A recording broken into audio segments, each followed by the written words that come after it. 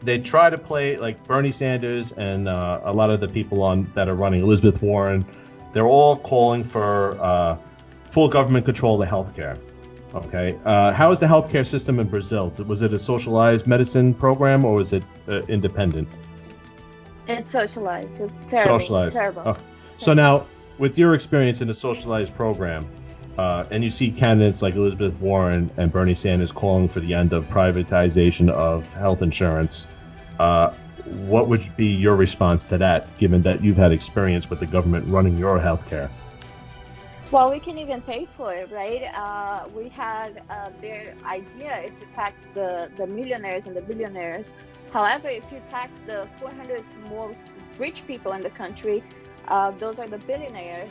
You're not going to have, if you tax all of them and you take all of their wealth, take every little cent out of their pocket, you're still not going to get anywhere close to paying for 10% of what they're offering. So what are they going to do? They're saying the middle class is not going to pay for it. Of course, we're going to pay for it. Mm-hmm. We already have a huge national debt. So you're going to be adding, this money is going to come from somewhere. It's not going to come from billionaires. I'm telling you, if you do that, the first people to leave the country are going to be the billionaires. They And can they're not afford to going to be, leave.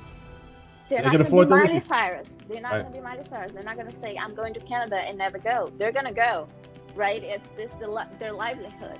So they're going to take their business elsewhere. We're going to lose those profitable businesses from this country. The economy is going to get worse.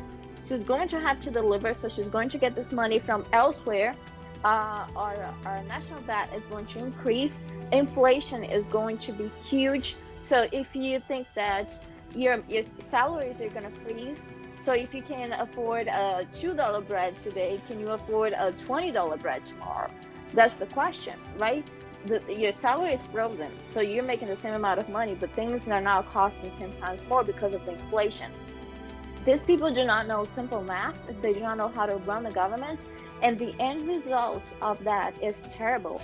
I mean, look at how the government is structured right now. So you have this political candidates running for office, and you have big companies funding their campaigns so that once they're in office, they can represent the interests of those big companies. They can be lobbied, they can represent the business. And now you're adding a huge one of those big lobby industries is the healthcare and the pharmaceutical industries. So now you're adding the full control of the pharmaceutical industry, of the healthcare industry, into the hands of the same politicians that are elected and funded by them.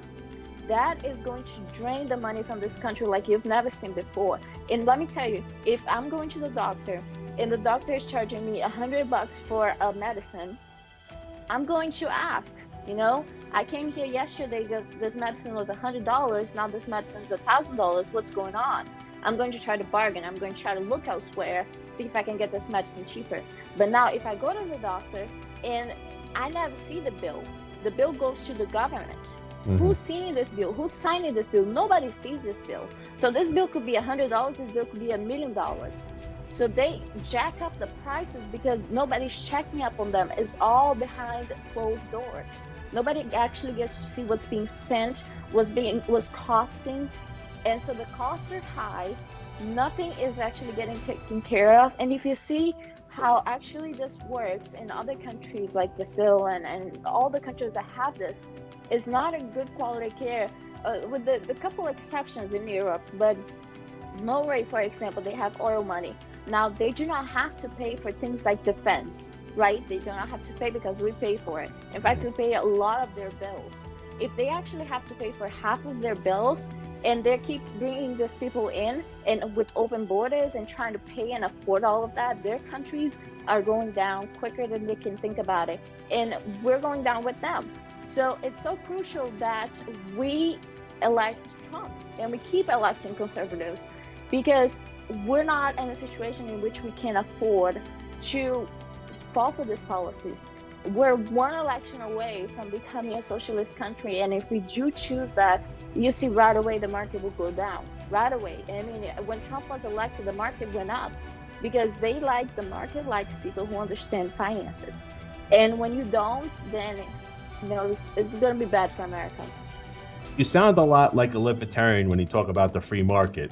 I mean, do you follow any libertarian ideas? Because you're very You're spot on. There really is no free market. There is a lot of control, and it always depends on which party has control at the time. And we forget that this country is a constitutional republic, not a direct democracy. Like, and you hear a lot on the left side, always talk about democracy. This is democracy. No, this is a constitutional republic. The people are supposed to maintain the power and have the power, like Congress is supposed to have the power of the purse and keep the spending in check. We had $23 trillion in debt. Nobody on either side is controlling that. And, at some point, that bubble's going to burst. What I wanted to ask you, because the big issue that we have here is the media, at least between the media and Trump. He's always pointing out the media. In Brazil, in a socialist country, can you compare how the media is there to how the media is run here, and anything that you see that's very similar? It's the same way. Yeah?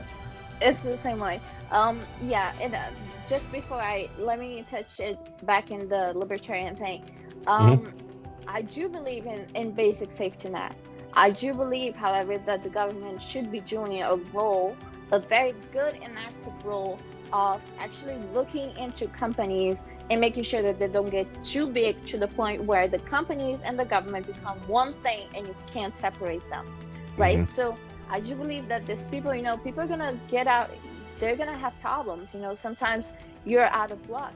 And at that point, I do believe that you worked all of your life, you help society. So if you do run into a bad situation, the government should be there for you momentarily as a basic safety net, right? So for example, children in poverty, I believe that we can do something for them. I believe that we can do something for a lot of the people in a way that we empower them, and we use government to empower folks, not to keep them in poverty and keep profiting out of their poverty.